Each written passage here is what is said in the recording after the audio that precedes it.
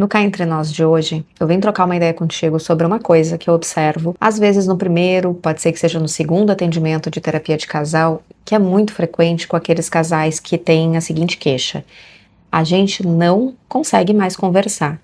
A gente começa a falar sobre algum ponto e aquela conversa se transforma numa briga.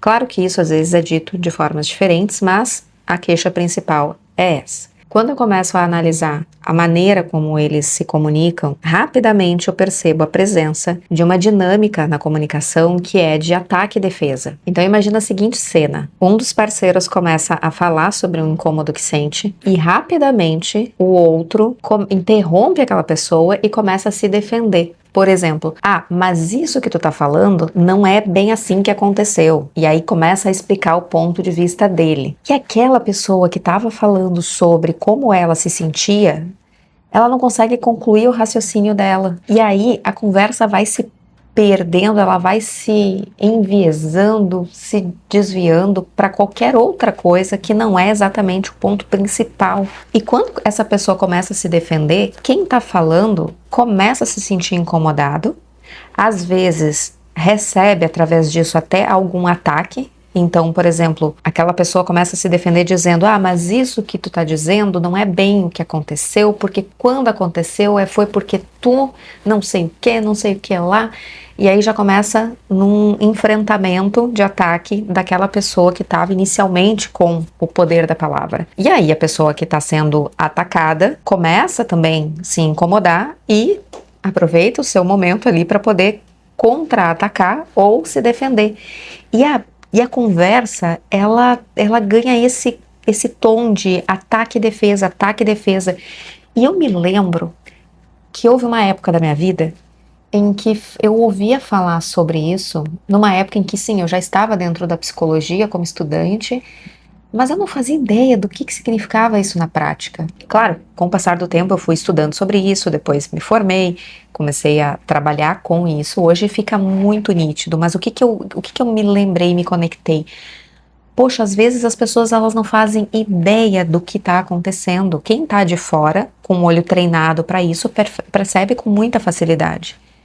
E dá até para dizer que, na maioria das vezes, quando existe essa queixa de a gente não consegue conversar mais, que é disso que se trata, que é isso que está acontecendo. E à medida em que isso vai se repetindo na dinâmica, vai crescendo aquele amargor das pessoas. E aí cada casal vai adotar uma estratégia para lidar com isso. Alguns já vão iniciar essa conversa na defensiva, outros vão desistir de conversar. E aí, independente do que acontecer, se essa dinâmica continua acontecendo, ela vai aumentando esse espaço absurdo que existe entre o casal. Porque não existe conexão de verdade entre um casal que está vivendo numa guerra.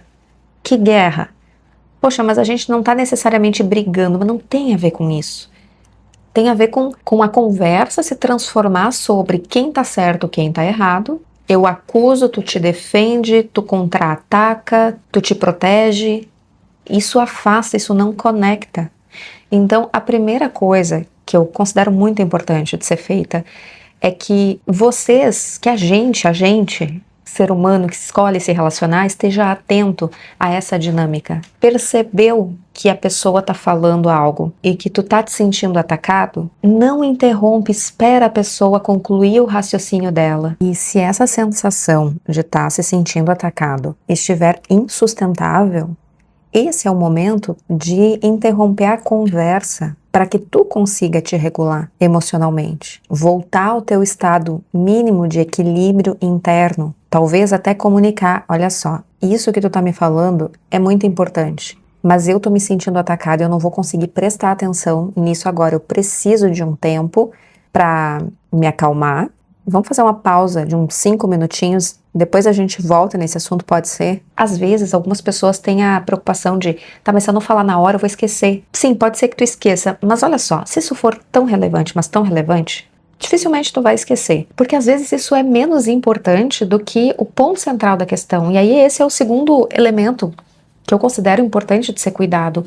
Aqui nessa conversa que a gente está tendo, será que realmente é imprescindível que eu conserte esse ponto de vista dela ou dele, ou pensando no melhor da relação, será que não cabe eu deixar isso para um outro momento e a gente tentar extrair o que há de mais importante nessa conversa, para a gente conseguir se reconectar? Não é se reconectar no sentido de vamos esquecer o que está acontecendo, passar por cima disso, mas esse é o momento de falar sobre esse ponto específico que ela ou ele entendeu de uma forma distorcida, ou não foi bem isso que aconteceu?